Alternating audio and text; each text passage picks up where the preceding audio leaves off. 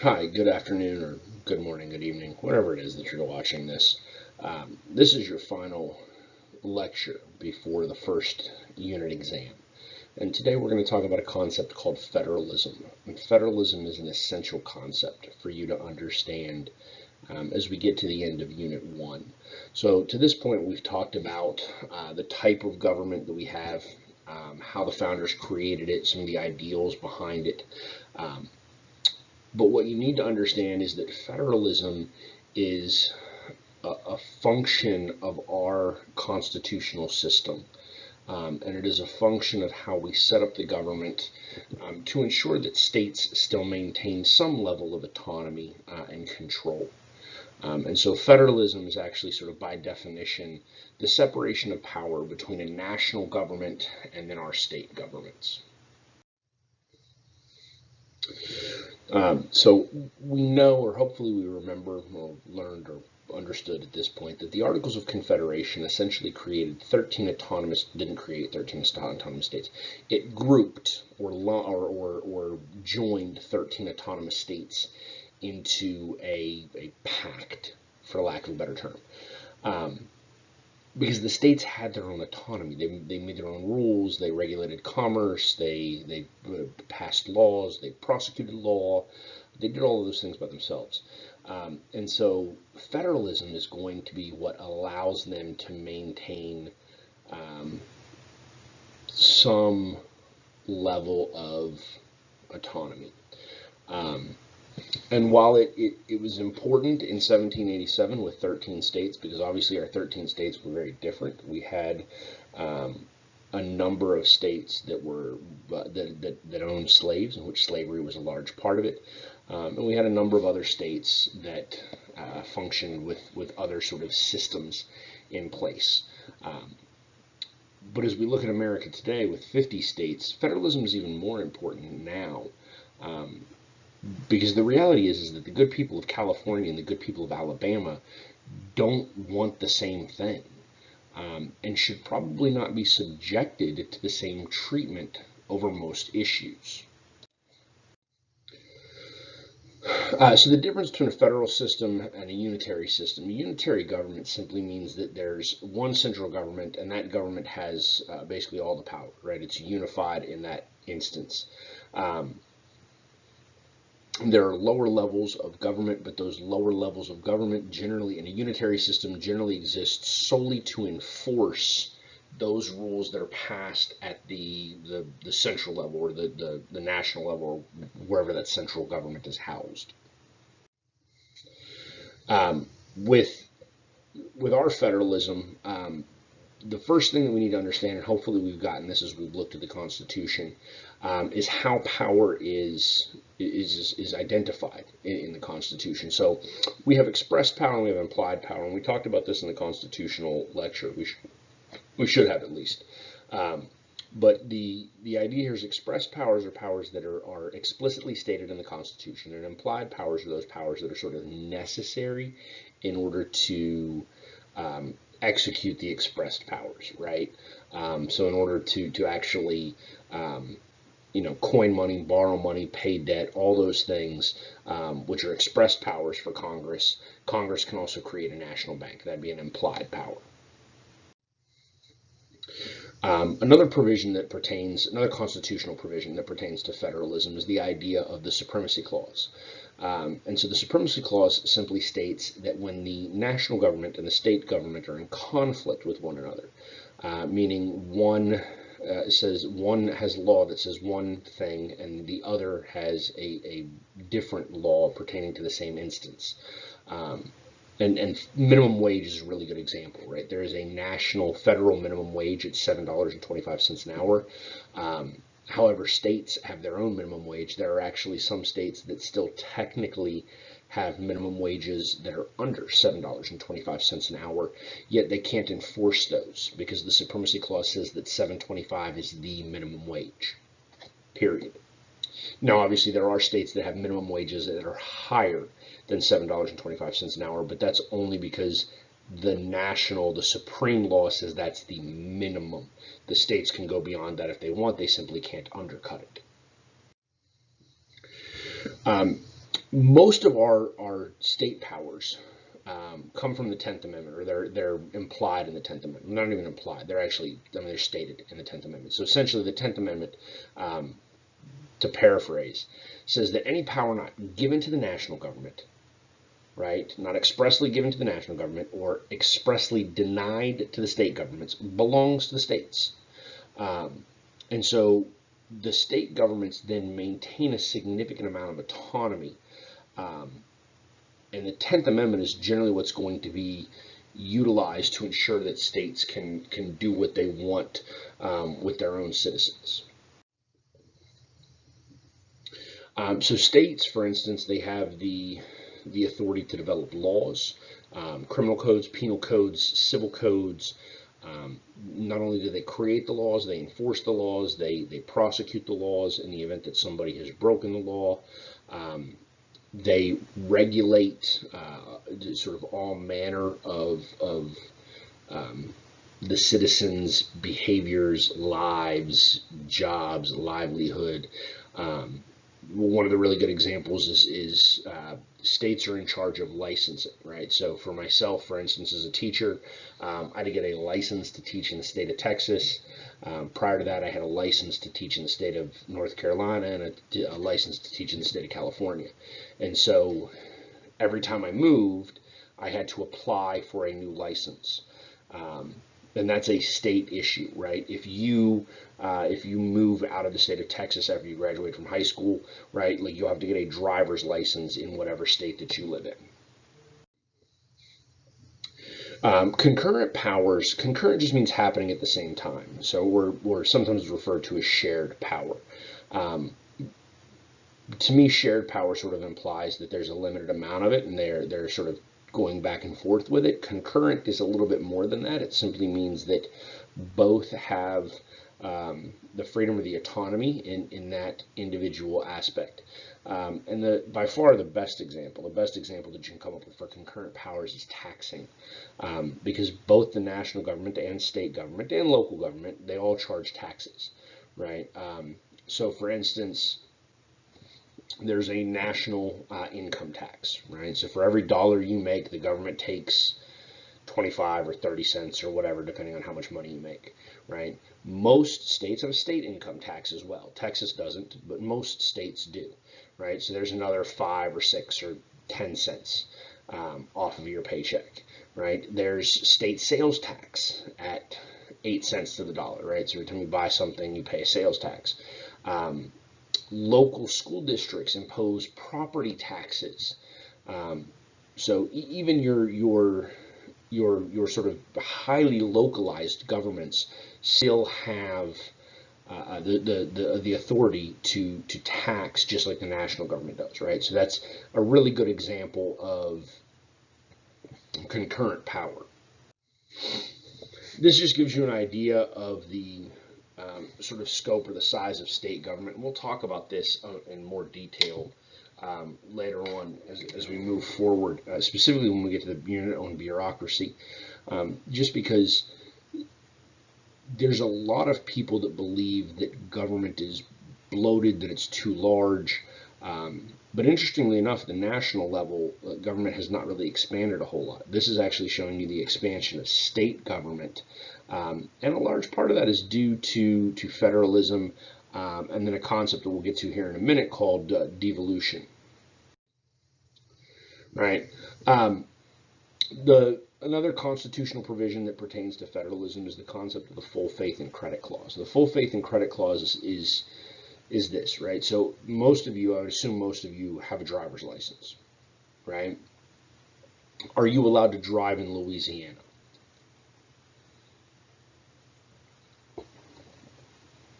And the answer would be yes, right? Like you don't have to get to the border of Texas and Louisiana. You can go visit grandparents or whatever in Louisiana. You don't have to get to the border and then stop and just walk the rest of the way, right? Full faith and credit says that if you've met all the requirements in the state of Texas in order to have a driver's license and be able to drive an automobile, Louisiana is going to afford you the same opportunity.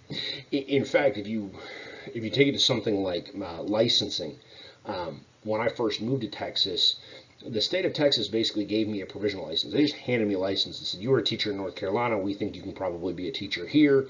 you do have to do a couple of extra things because you moved permanently, so you're going to be a teacher permanently. You have to handle these things, right? But there was still faith that what was required of me by the state of North Carolina would be sufficient here in the state of Texas, right? So for the most part, and there are some rare exceptions, but for the most part, anything that you are able to legally do in your home state, every other state will abide by that, right? Another really good example of full faith and credit is like a marriage certificate, right? So you get my wife and I, for instance, we got married in Las Vegas, right? We are married everywhere in the United States, probably everywhere in the world, but definitely everywhere in the United States, not just in Nevada. Okay? And that's the concept of full faith and credit. The privileges and immunities clause is sort of similar. So again, the privileges and immunities that you have in one state will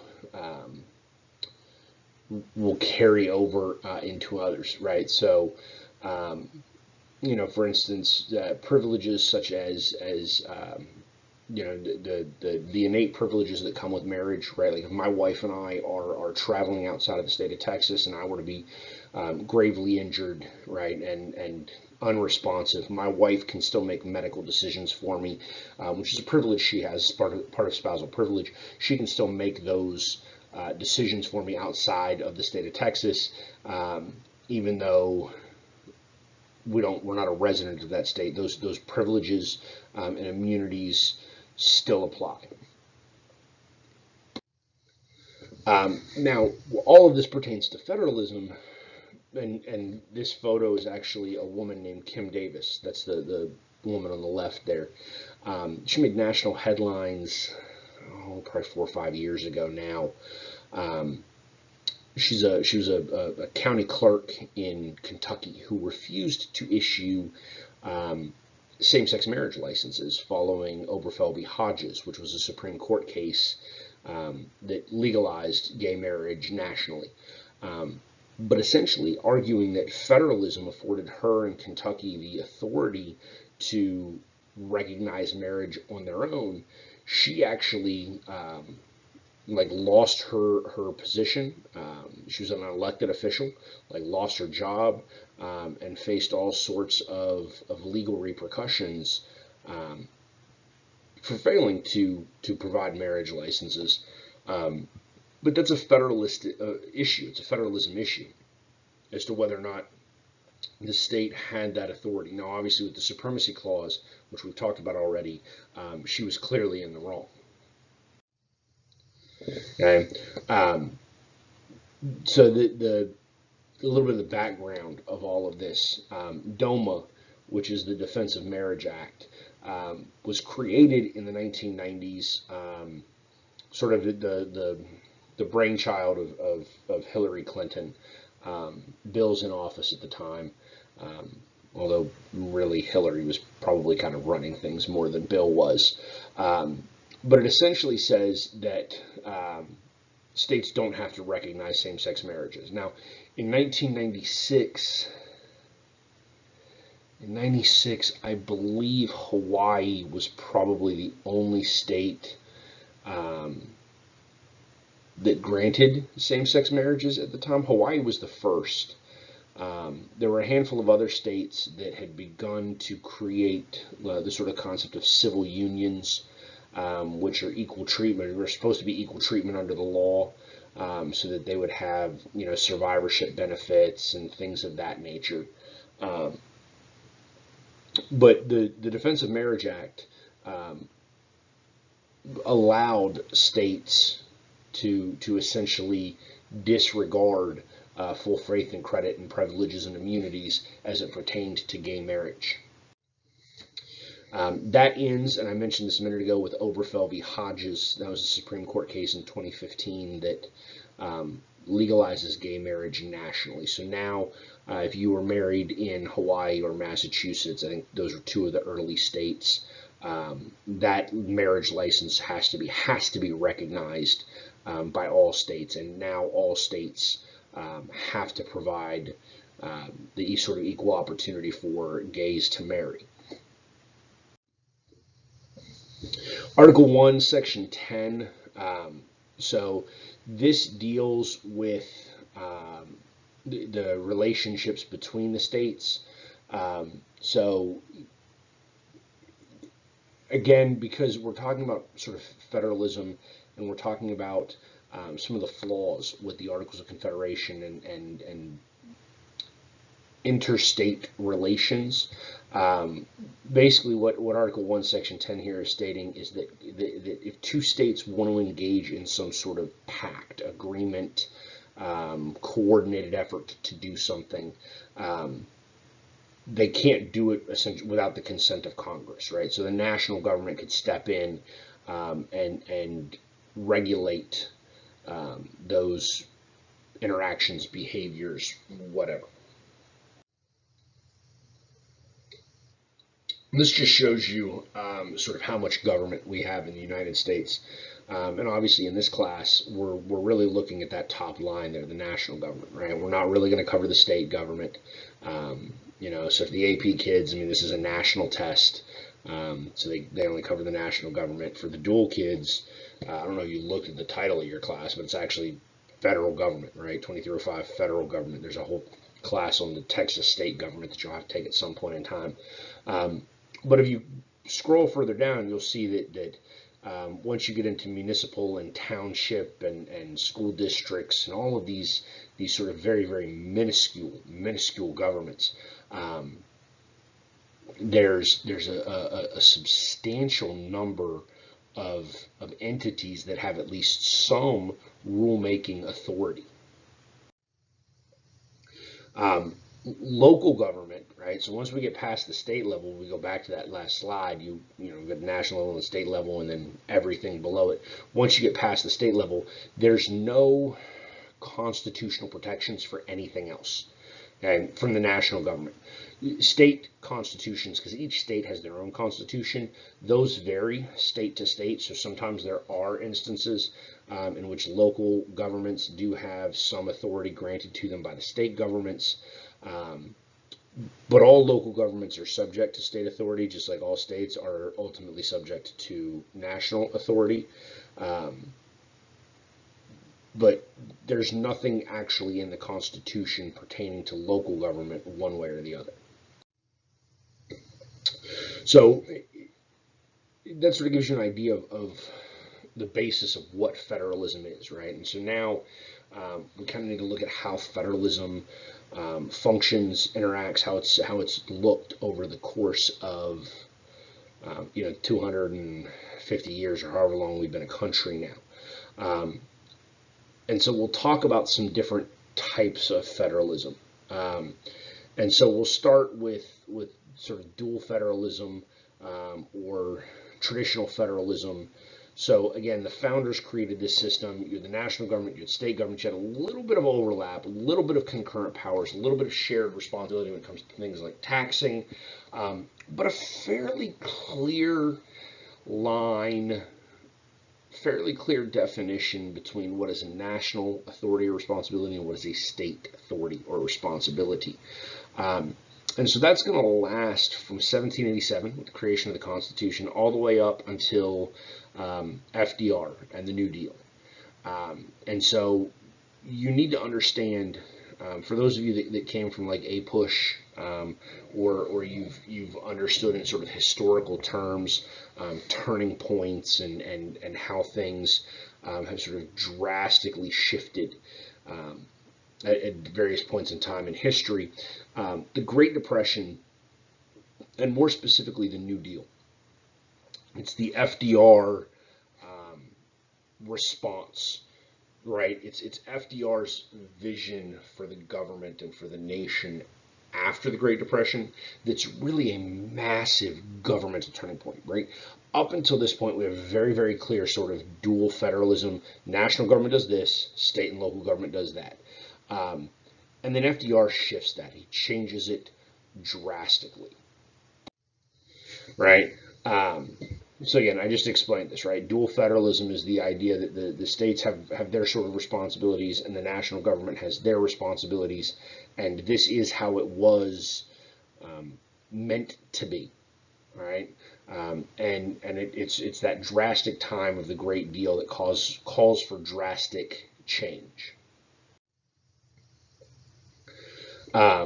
So when you look at the first 100 and what would that be, 50 years or whatever it is, um, the the sort of clear line is that the national government is essentially responsible for anything that pertains to any foreign affairs, because foreign relations is not something states can do. Because you can't have the state of Arizona, for instance, and we'll talk about this with immigration, but you can't have the state of Arizona basically being like no Mexicans in, and then the state of California being like, hey, all the Mexicans can come through, because then they just come through on the border of California and Mexico, and then cross over into Arizona, and now Arizona, like you can't. The national government has to deal with foreign issues.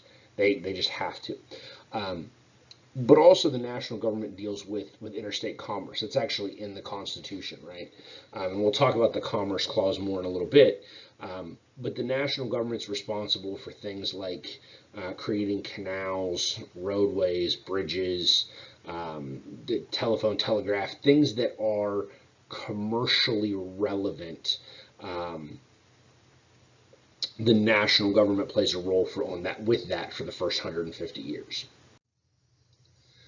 You can look at this on your own, but this is just some of the sort of responsibilities for the various levels of government for that dual federalism period. Right. States, on the other hand, under dual federalism, states are responsible for sort of the day-to-day interactions, day-to-day lives of the citizens. So they're responsible for all sorts of like licensing. Now, granted, licensing is not nearly as big an issue, 100 to 250 years ago or whatever as it is now. You didn't have the American Medical Association and the American Bar Association that actually licensed doctors and attorneys. But you still had some state authority or state autonomy as to who would be sort of afforded the privileges of certain professions. You also had the states in charge of things like marriage law, adoption law. The states are writing all of the criminal codes. They're prosecuting all suspected crime, and so the sort of penalty for let's just say petty theft in Virginia and North Carolina might not be the same because the states have that autonomy in that regard, right? Marriage sort of the same way, right? They can write their laws the way they want to. So in the state of Virginia, for instance, they have something called common law marriage. So if you live together, if a man and a woman live together for 7 years, right, 7 straight years, they cohabitate. They are, by Virginia standards, if they've lived in Virginia for those 7 years, they're married, right? It's called a common law marriage, even though they signed no marriage certificate and they didn't go before a judge or a priest. But this is the way things work, and this is why with dual federalism up until the Great Depression, well, really up until the Civil War, and the national government steps in with slavery because it's economics, it's commercial, and so the Commerce Clause allows them to do that. But they also amend the Constitution, which supersedes the Commerce Clause. But you have in 1840 a slave state in Georgia or Texas, and a free state in Maine or New Hampshire or whatever, because those regulations, those laws don't have to be the same. Right, I mentioned the Commerce Clause. So this is Article 1, Section 8, which lists all of the Article 1, Section 8 is all the powers of Congress. Congress gets to regulate commerce. They actually regulate interstate commerce, foreign commerce, and Indian commerce. Those are the three that are specifically mentioned. But economics gets sort of dicey in government because economics is a very, very complex issue. And in a democratic system, You tend to have free market capitalism, and therefore with free market capitalism, you tend to get sort of significant economic growth, and then that increases commerce, which can turn around and allow for an increase in governmental regulation because Congress has the authority to regulate commerce. Some of the early Supreme Court decisions basically said just that. So, for instance, McCulloch versus Maryland, the state of Maryland is trying to sue, well, actually, trying to tax the National Bank because there was a branch of the National Bank in the state of Maryland. Maryland wanted to tax it. You can't tax the national government. But the bank existed for commercial purposes, and therefore the national government got to regulate that. In Gibbons v. Ogden, what happened was the national government if memory serves, they were creating a canal, and so they were actually like moving mud, for lack of a better term, right? Sediment, I think is the actual like scientific term. But eventually they take this guy's dock, and it now is so shallow you can't get a ship into it, which affects his sort of commercial business. And the national government says, well, yeah, we actually don't really have to compensate you for that. Like, you can't sue us over that because what we're doing is pertaining to interstate commerce, and therefore we get to, we get to manipulate the depth of the rivers and the banks and all of that stuff because it's interstate commerce. In fact, like this photo, I don't know if you can tell very well, but the young lady to the left is a child, right? My guess is probably preteens, maybe 12. The young girl that's sort of front of that photo is probably only about 13 or 14. And there was actually law about child labor, and it was the Keating-Owens Act, I believe was the name of it, in the 19-teens, that the Supreme Court struck down. And so child labor doesn't even become a national issue because as the government begins to expand its powers, there's going to be some pushback on it. And so this is just one of those examples of pushback. So what happens with the Great Depression and federalism begins to change is, you probably know the history of it, right? Like the stock market collapses, you have massive unemployment, you have massive homelessness, and so FDR has to do something. And so he basically pledges that the national government is going to become very active. They're going to put a whole bunch of people to work. They're going to try to address these problems, get people, retirement and employment and funding and all of these different things. And so FDR tries, initially, he tries to expand, well, he gets Congress too. Congress is the one that's actually doing this, but FDR is sort of telling Congress what to do. But so he's trying to get Congress to expand things like workers' rights, trying to get Congress to dictate things like interest rates in order to give small business and farmers loans in order to try to stimulate economic growth that way. Wants to allow the government to regulate the stock market, all because he claims all of this is interstate commerce, and so the national government has the authority.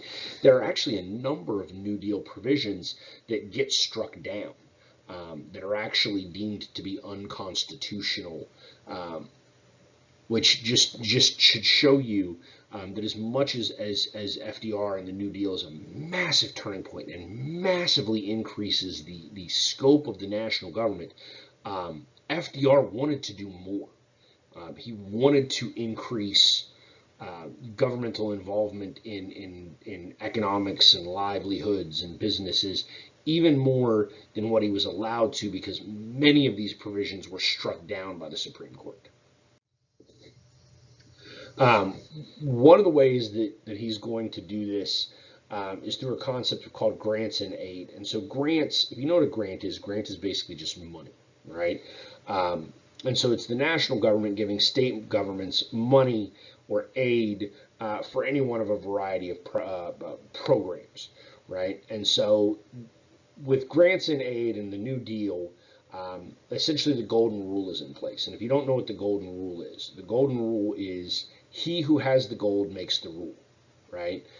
So since it's the national government's money, the national government is going to get to dictate to the states what they can and cannot do with this funding.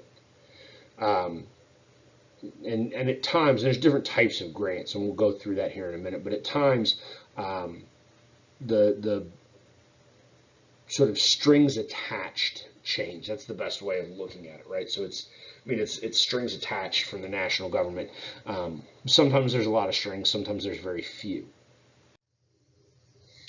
The Works Progress Administration, the WPA, is a really good example of this, right? So this is basically the national government giving money to the states and essentially telling the states that you have to spend it on certain programs, right? So during the Great Depression, for instance, we began to sort of electrify the United States, meaning we put up like a ton of power lines. We dug like we built hydroelectric dams. The Tennessee Valley Authority, for instance, was one of the entities that did that.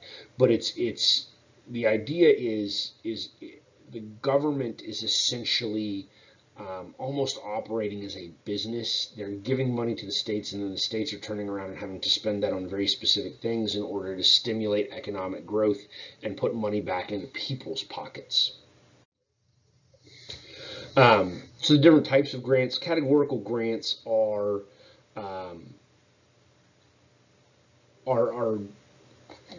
grants that have sort of specific restrictions on them.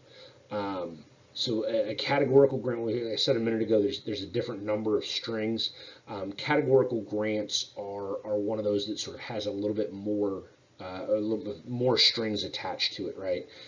So they can be sort of more specific requirements that the states have to meet in order to get that federal funding. And this just shows you sort of general trends in grants, and hopefully what you realize is that the national government is giving more and more and more money to the states, which simply means the national government is doing less, for the record. So all of this is essentially what we refer to as cooperative federalism, right? So up until FDR, we had traditional federalism or dual federalism. This is referred to as cooperative federalism, right?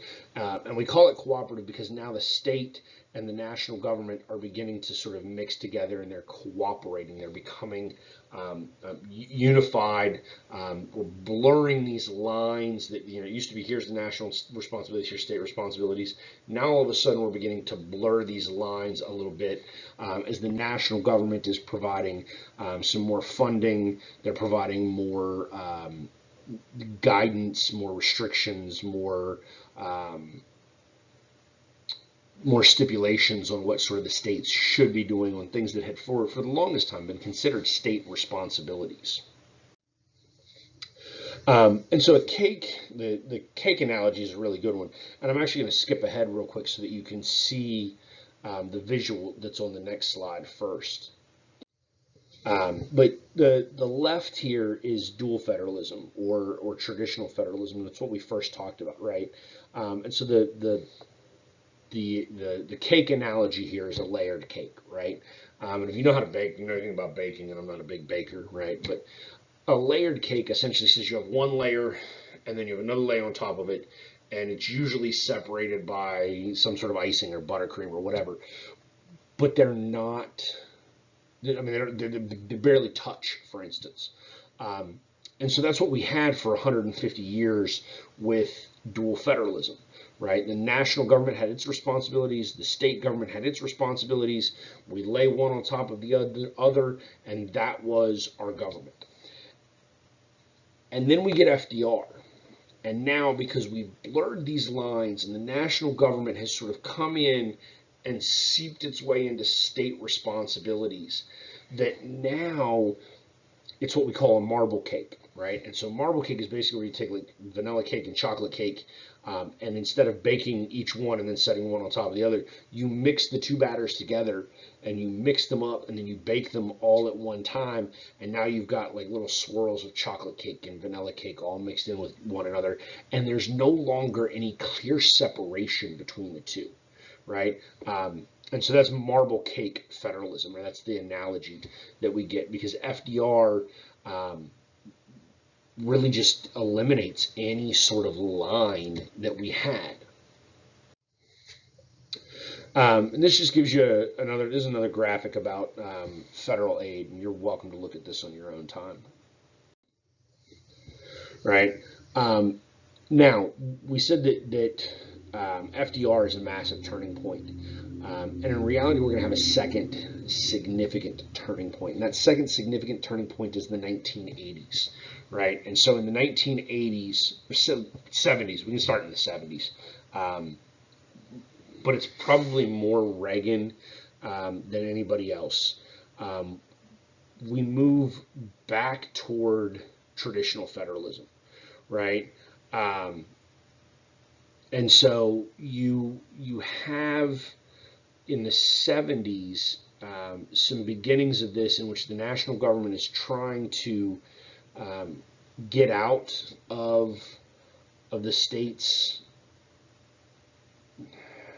not out of what the states are doing. Like, they're still dictating standards to the states. You know, for instance, you have to be 21 to drink alcohol. But they allow the states a little bit more autonomy as it pertains to some other things, right? So there's some baseline standards that have to be met, but the states are allowed a little bit more sort of day-to-day control than what the national government has. Okay. And so what ultimately ends up happening is that these standards, while not exactly dictating to the states how to do something, they do begin to dictate to the states sort of a minimum baseline of all sorts of things. And so ultimately the states sort of have to meet some of these requirements, but the states, the states still have to meet the national requirements, right? But they're allowed to meet them with a little bit more freedom than what they had under cooperative federalism. And so what you have when we go back, right, to dual federalism, the end of dual federalism, the beginning of cooperative federalism, is a big blow to anybody who sort of champions or believes in the concept of states' rights. And you need to, hopefully you learned this in U.S. history class. If you didn't, it's not life or death. It's not like you're going to fail this class if you don't know this. But throughout American history, you've had a number of states that have believed at various times that they had the authority to supersede the national government despite the supremacy clause, right? There was Andrew Jackson, the nullification crisis. South Carolina over and over and over again tried to nullify things.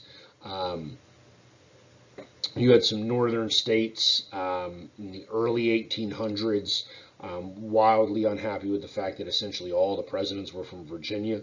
And so once cooperative federalism hits, we lose even more of that sort of state autonomy because as the national government creates these standards, And during cooperative federalism, they're really trying to implement the standards as well, right? They're at times they're running the day-to-day operations of some of these things.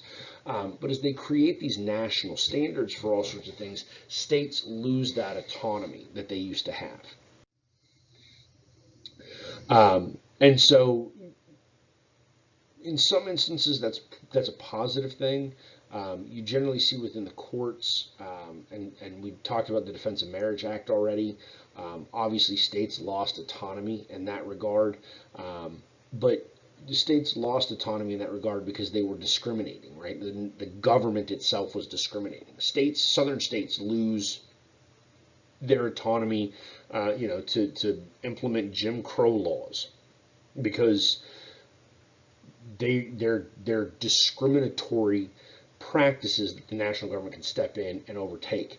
And so now, when you look at now, states' rights, sort of, I mean, it's almost a racist term, the way it gets thrown around today, because it's generally applied, even if that's not what the individual was talking about. States' rights is generally applied to the South and Jim Crow, and the South, their ability to implement sort of a segregationist way of life. But states' rights as a federalist issue, as it pertains to federalism, isn't about that. It's really about this balance of power between the national government and the state and local government. So I need you to understand that, because we're talking about this in terms of a governmental level, not in terms of a history level, right? So when we say states' rights, we're not talking about like the Civil War and wanting to secede because the state wanted the right to have a slave, right? We're talking about basically who is in charge on a day-to-day basis for citizens' lives. Is it the state government or the national government? Now, with the Reagan Revolution in the 1980s, we begin to see the government, one, trying to give back power to the states. We call it devolution, right? So evolution is the evolving of power to the national government. Devolution is giving it back to the states. Now, Congress has still done some things where they try to overstep their boundaries, but even the courts, because the courts are being appointed by newer presidents, they're going to overturn some of these things and give some of the states the rights back, right? So, for instance, United States versus Lopez, that's actually a school district here in Texas that pertains to the Gun-Free School Zones Act. Okay? National government basically said, well, we can't have guns in schools because that's interstate commerce. Now, I'm going to say that again for you. Somehow, in the 1990s, according to Congress, a gun in a school was interstate commerce. Now, the Supreme Court said no. Okay? Prince v. U.S. is pertains to gun rights and whether or not you can have sort of national authority over gun ownership issues, right? And so in both instances, the Supreme Court's going to shut those down. They're going to overturn these congressional actions based upon the 10th Amendment and the fact that these are issues that belong to the states, not the national government. So that's just a picture of the, I think it was actually outside of the school that Lopez was in. I believe it was in San Antonio, if memory serves. Right, so devolution, this is the concept that I was just talking about. It's the idea of transferring power back from the national government to state or local government. And those people that are in favor of it are going to argue that it really allows states more autonomy to do some things. And we're going to talk about that concept in just a few slides when we get to marijuana.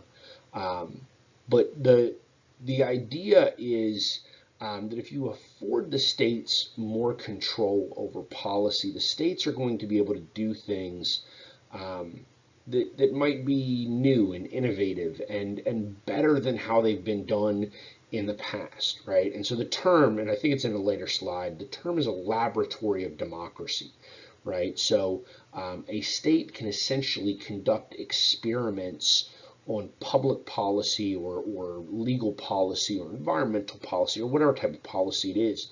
Um, and then we can look at the state, and instead of having to enact it on a national level, because it might be an epic failure, right? Instead of enacting it on a national level, we enact it on a state level, and then we get to sit and watch and see what happens, right? And then the idea is that good ideas will go from one idea to the other. Block grants become a significant tool of devolution, right? So we talked about categorical grants already, right? Categorical grants are those grants that have a few more strings attached to them. Block grants are large sums of money for very, very generalized purposes, right? And so now states, because there's less strings attached to it. For instance, you might have had a categorical grant that was for special education projects in the 1970s, right? So children with developmental disabilities, we're gonna give you a categorical grant to help those kids, right? Or a categorical grant for what we would call today a Title I school, right? Or a school that that was economically disadvantaged, right? Now states get block grants, and it's like, that's a block grant for education. Right? Do whatever you want, right? And that allows states to be innovative on how they spend that money. And if they're able to come up with something that's good, right? Like I said a minute ago, other states can then adopt that concept. Again, just a different sort of concept here between, or different comparison between these types of federalism. So I told you that Reagan is really the one that sort of sets off the devolution revolution, right?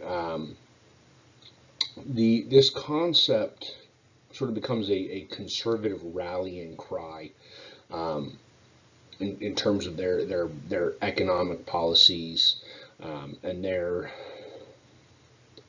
basically small government mantra that becomes a significant issue around this time. Even during the Clinton years, I mean, as much as you'll hear me blame Clinton for all sorts of things because he was president of the United States at the time, um, he spends a significant amount of his presidency with a Republican Congress, continuing some of these same behaviors that were very sort of Reagan-esque. Um, so the the devolution revolution doesn't solve everything, right? Just as cooperative federalism didn't solve all of the problems of the Great Depression, um, devolution doesn't solve all of the problems of sort of bloated government and all of the problems of essentially trying to regulate everything at a national level. Because again, you can't impose the same standards on San Francisco, California, as you do on Poe, West Virginia. Um, and no, like look it up. That's a real place, Poe, right? Um, so devolution is meant to try to bring about some local control, some state control, and some things to try to um, allow the states to do what's in their own best interest, rather than being dictated from afar as to what they have to do. Um, because ultimately, what happens is when things are dictated from afar, there's a significant amount of waste. So the idea is that if you put more of the localized control on spending and things like that, that you would decrease that. That doesn't mean that it's eliminated. I mean, you're not going to eliminate waste at a governmental level. It's impossible. Um, but it decreases it. But part of the trade-off there then is that Congress lacks some accountability, because they're providing the block grants, but now they can't control it. So you'll see some backlash, some back and forth, some give and take over the last 20 years. Things like No Child Left Behind, for instance, which was a Bush era, Bush 2 era education reform, right? Trying to create these national standards for education. So innovation and diffusion. Again, innovation is the concept of allowing states to experiment, to try to be innovative, to try to do things in a new way and see if it's more successful or more advantageous than the old way. Diffusion is essentially the idea of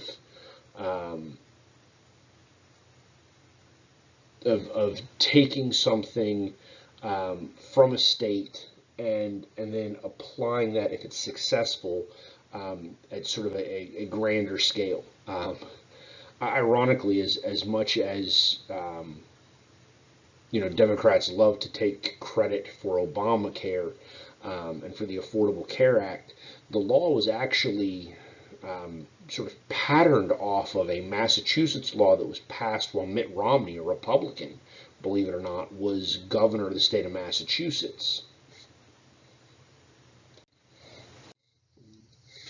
So some of the restraints, again, we've talked about some of the sort of back and forth with all of this. One of the big ones that comes out of it is the concept of something called an unfunded mandate. An unfunded mandates are basically rules or regulations, restrictions placed by the national government. Unfunded mandates basically is the national government telling the states that they have to do something and then enforcing or requiring that the states actually pay for them.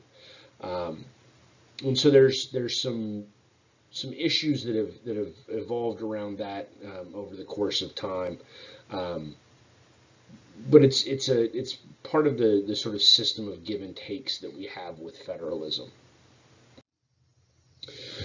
This is actually an example, a really good example, or a frequent example that you'll see with unfunded mandates.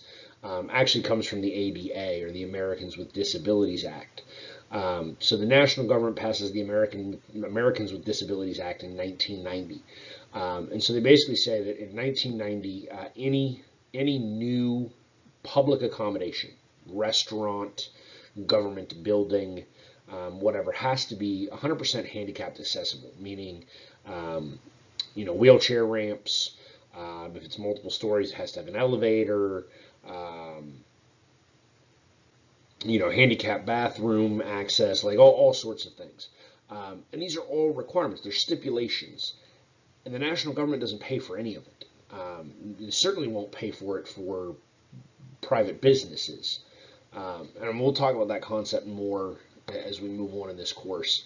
Which we can look at a restaurant is both public and private at the same time. It's private in the sense that it's privately owned, but it's public in the sense that it's a public business, an entity that serves people, and therefore it's forced to meet different requirements than truly private entities.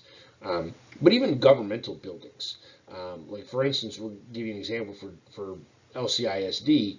The district is currently finishing a new press box at Trailer Stadium.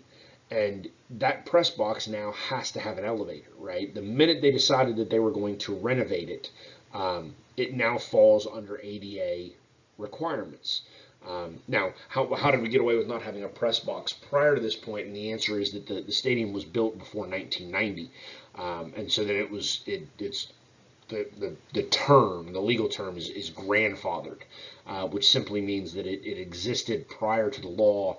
And so we don't force you to go back and fix it. But the minute you wish to change or update that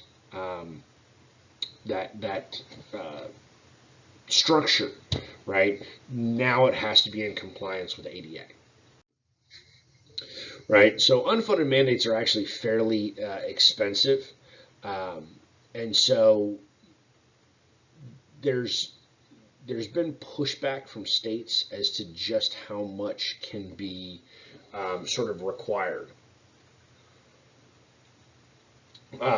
So the states are essentially unwilling to um, bear unreasonably costly burdens.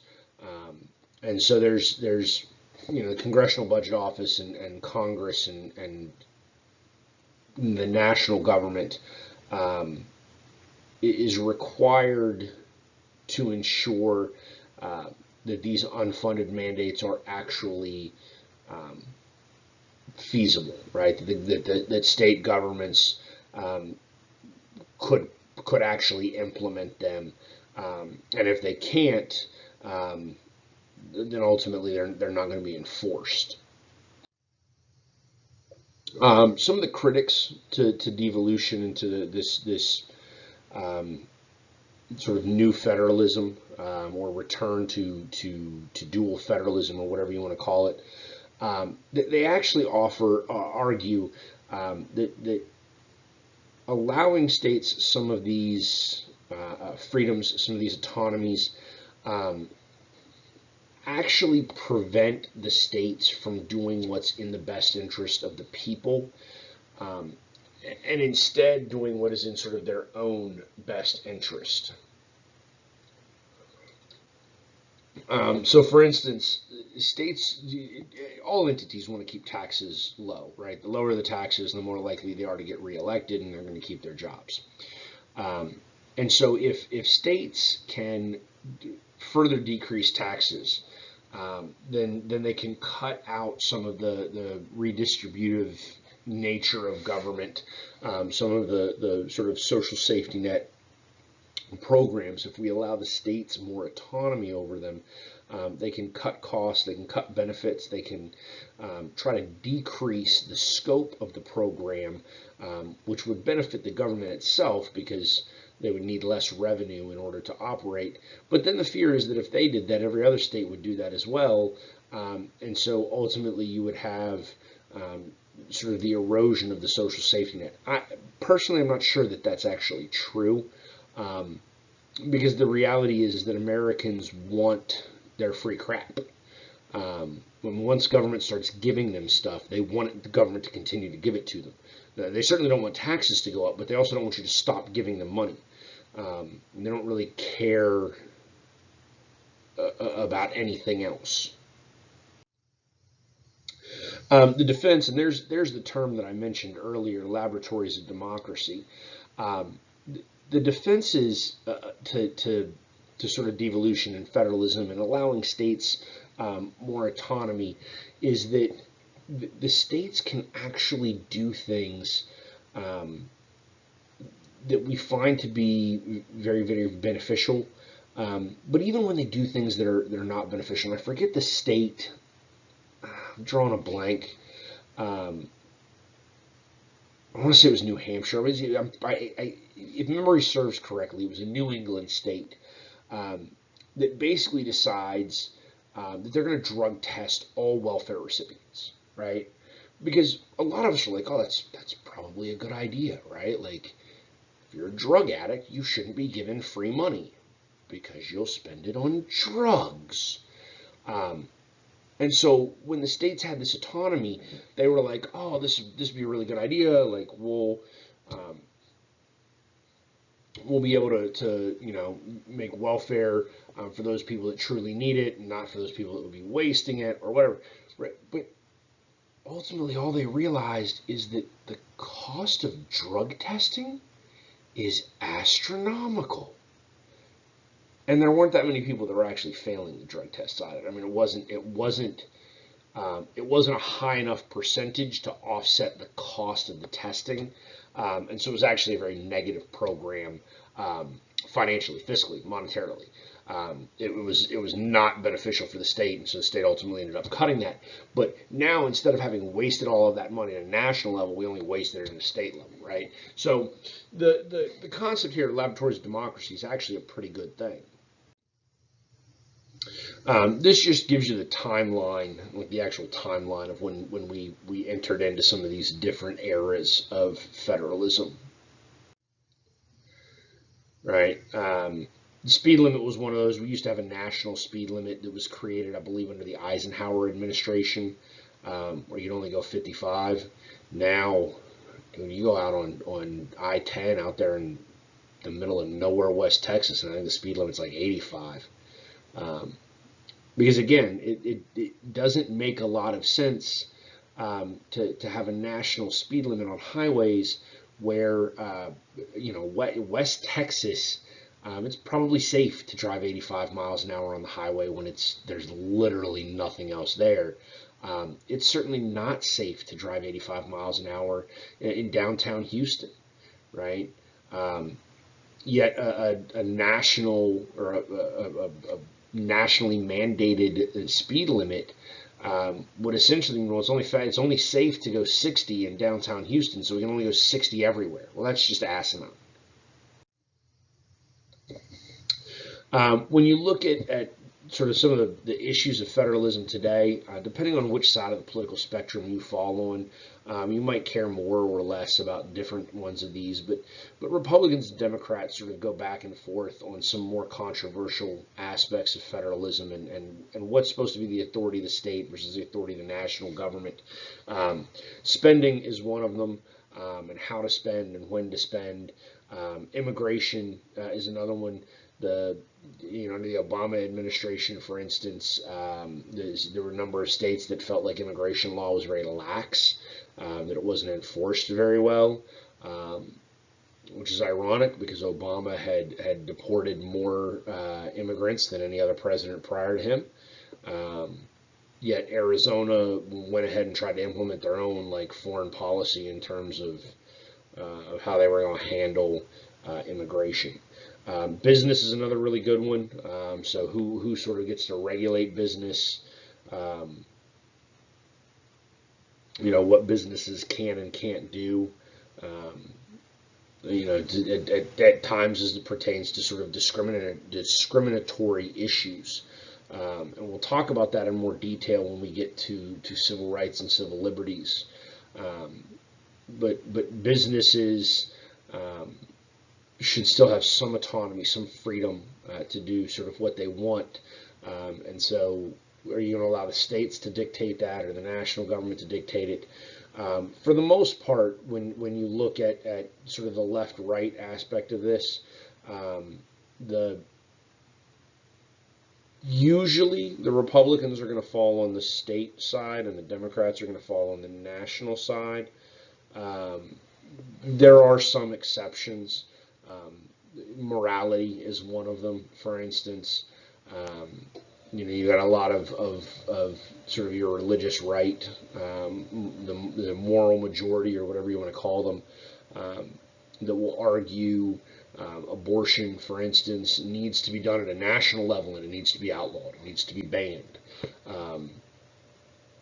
So the Republicans are not, it would be a misconception for me to say that the Republicans are always on the side of the state and the Democrats are always on the side of the national government. Expediency versus ideology, this is what I was actually just getting at, right? So again, if we want to generalize, we'll do a fair amount of generalizing in this class. We'll do a fair amount of stereotyping in this class. Yeah, we could probably generalize that the Republicans are going to be more for state control.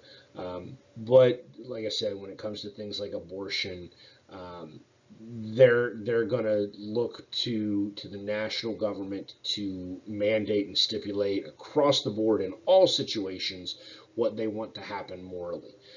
The two examples that are on here are honestly probably not great examples anymore. They haven't really held up well time-wise.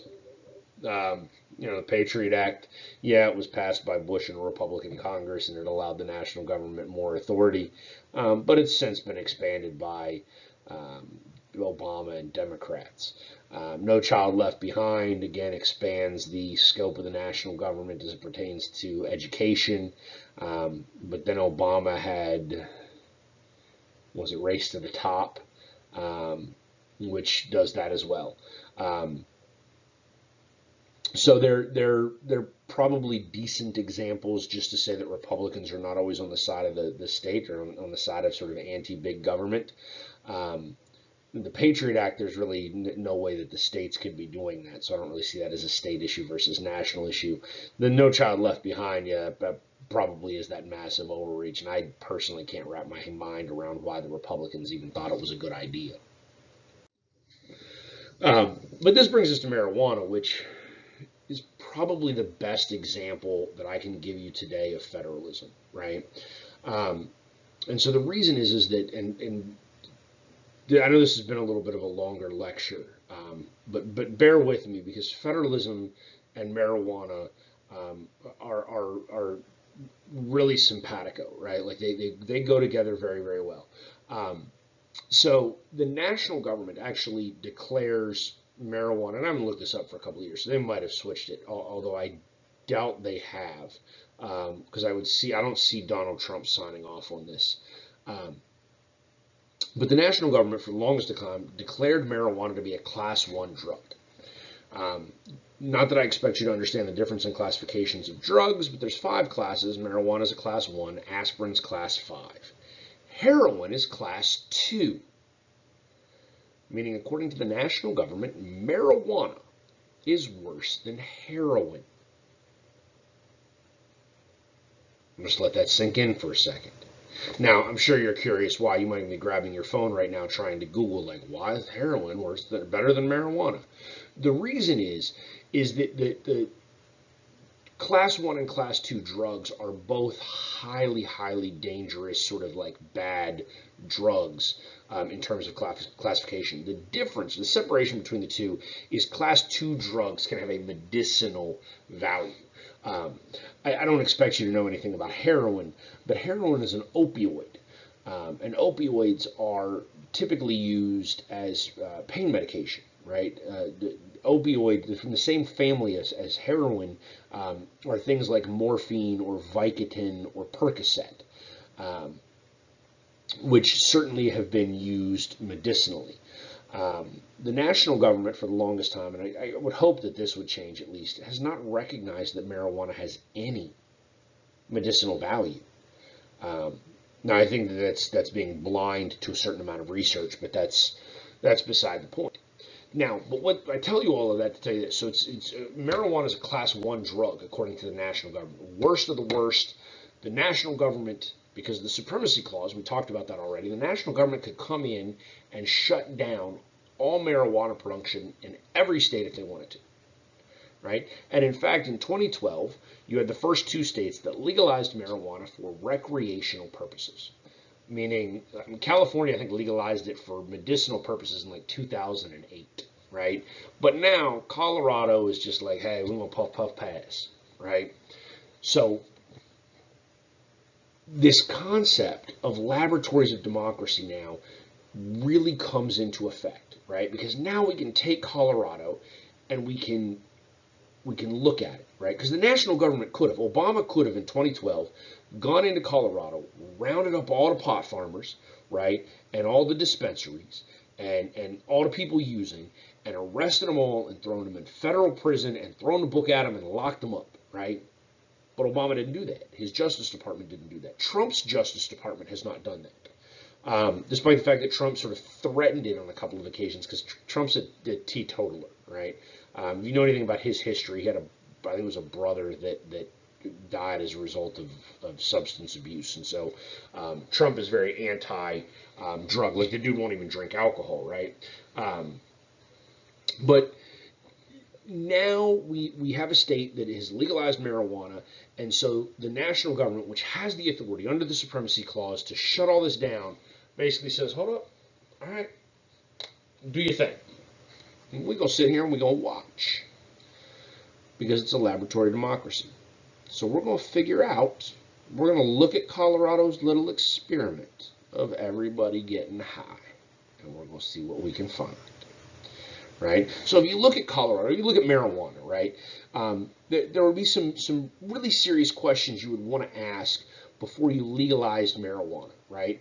One, does the legalization of marijuana increase crime, right? Because drugs are bad. You know, drug addicts commit crimes because they're hard up for drugs. So if we legalize marijuana, we sort of allow more people to utilize drugs, are we going to see an increase in crime? Right? No, this is from 2012. We've got 8 years worth of data. So anybody want to venture a guess?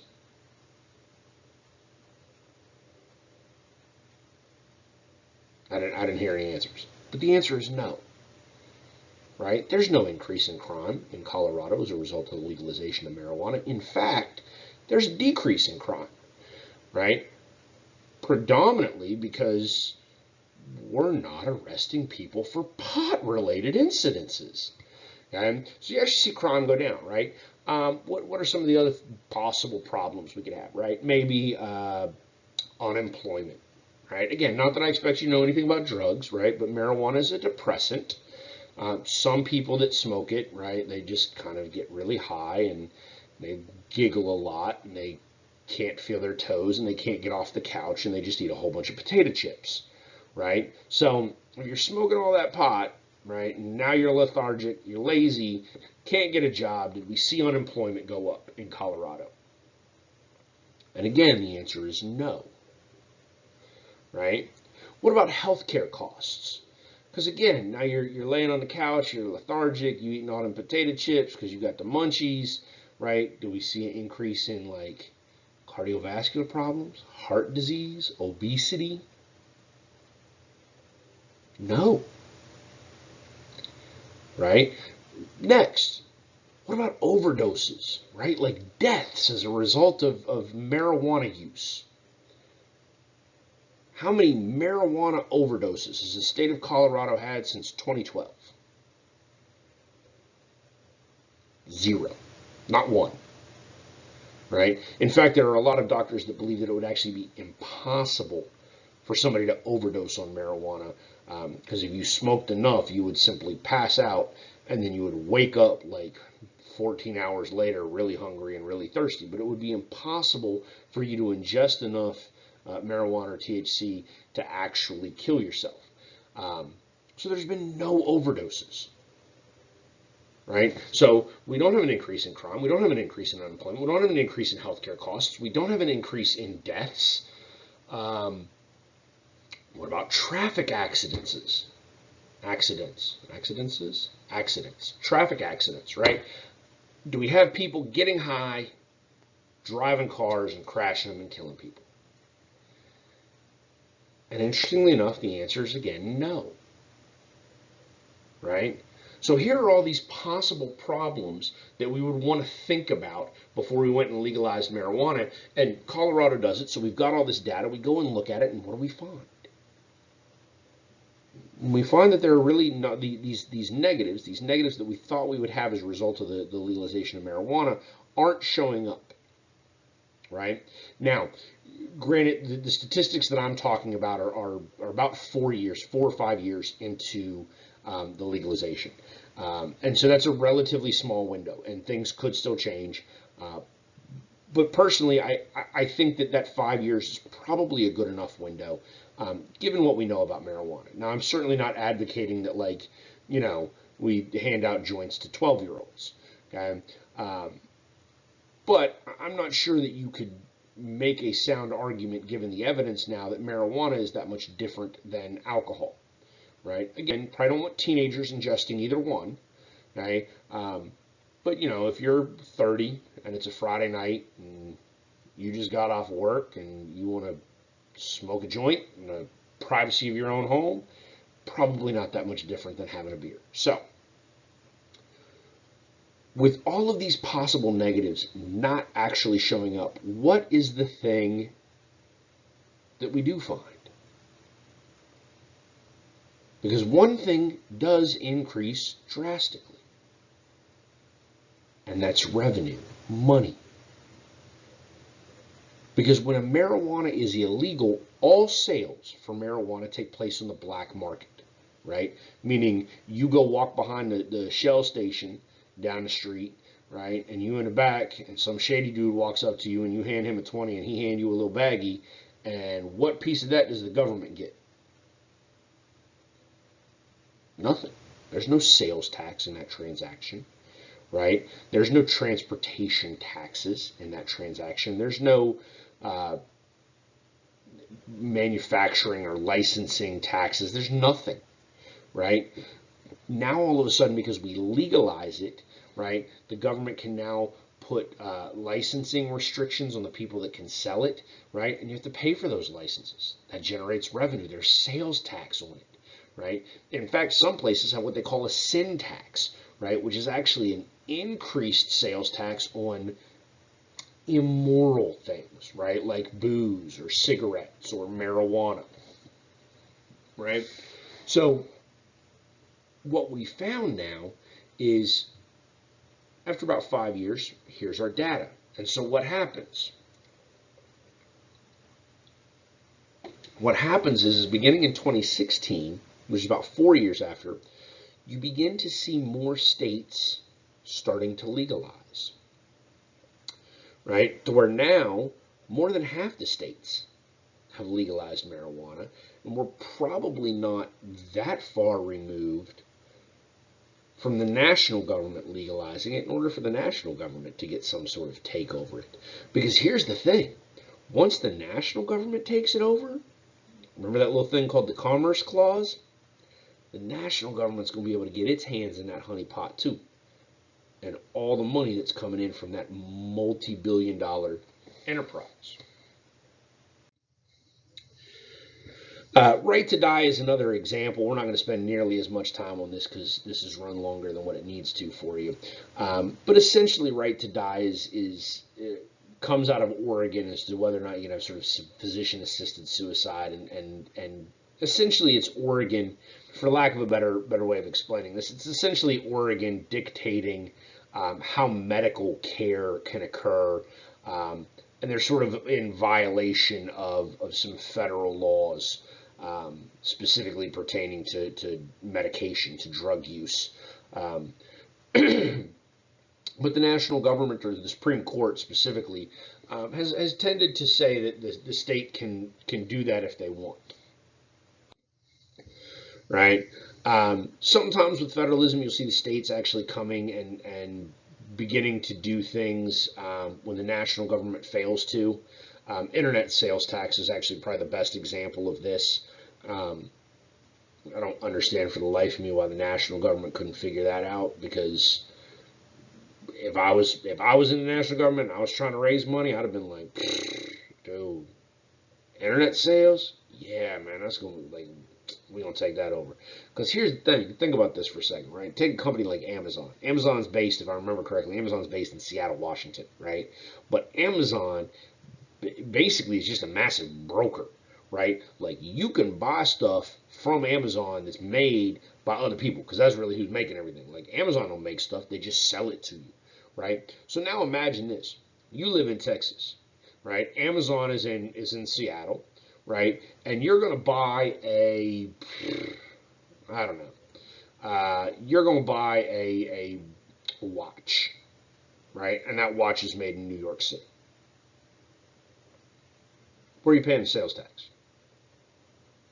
You pay the sales tax in New York City, where the product was made. You pay the sales tax in Washington, right, where the transaction occurred.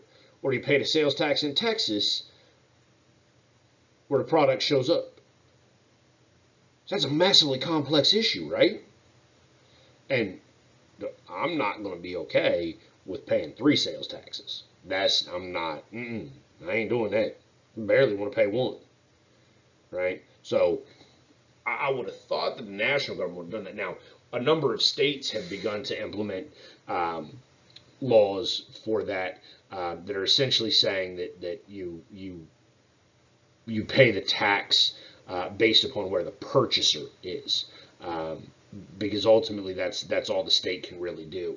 I mean, if I buy that watch from New York and New York says I have to pay New York sales tax, and Texas is telling me I have to pay Texas sales tax, I'm gonna be honest with you, I ain't paying that New York sales tax. I don't live in New York. I ain't going to New York. I don't never want to go to New York again. Like New York can kiss it. They ain't getting their money. Right now, I live in Texas, so I gotta do it. I gotta pay Texas sales tax. Right. But you realize then how sometimes gridlock in Congress can actually lead to what might sometimes be seen as an overstep at the governmental level, at the state level. Concept of tug of war. This is simply like the back and forth where states and the national government are sort of wrestling it out in the courts, trying to figure out who can and can't do what. DACA is the one that's been in the news all the time lately, right? That's the deferred action. It's basically the children that are brought here as children, right? So like I mean, I'm not heartless, man. Like if you were brought, your parents brought you here when you were 4, and they brought you illegally. I can't be like, man, I'm gonna kick you out and make you go back home. You don't. This is home. Like you don't know another home. I mean, there's some instances in which people don't even speak the language. Like you would send them back to Nicaragua or Honduras or whatever. They don't even speak Spanish. So this is just talking about how there are instances in which the state and the national government will both be trying to dictate policy at the same time, and then ultimately needing to wait on the courts to sort of rule as to who has that authority. Immigration was another example. Like I told you, I think I said earlier, Arizona tried to do it by their own immigration issues. Now you've got sanctuary cities, is what they're talking about. It's all the rage. You have the national government saying, we're going to deport people, and then you got states like California, you got San Francisco or Berkeley or all kinds of places that are like, nah, you come here, man. We're not going to turn you in. And while our police aren't going to work with ICE, with the immigration and customs enforcement. And so then there's all sorts of questions as to whether or not states have that authority, and eventually the courts will rule upon it because they're going to have to. It just hasn't quite made it there yet. The Affordable Care Act is another example, just because there's been a number of states that have tried to essentially strike down small portions of the law. I mean, they tried to strike down the whole thing first. They failed at that, but then trying to strike down smaller portions of it. But again, just another example of that sort of back and forth. And then the preemption of local policy. This is the last thing, right? So this is basically looking at it from a local level where a local government is trying to do something, and then the state is dictating that. And you don't really need to know a whole lot about this because it's not at the national level, but just understanding that sort of some of the things that you see playing out between the national government and state governments will also play out between state governments and local governments. So that's a lot of information. I know this was long, but federalism really is that important. Because if you're ever going to see the United States get fixed, honestly, federalism is going to be at the heart of it. Because the only way that this works is if the good people of California and the good people of Alabama can both do what they want, even though those two things are wildly different. All right, so good luck on your first test, and we'll move into sort of your beliefs and how you participate in government in the next unit.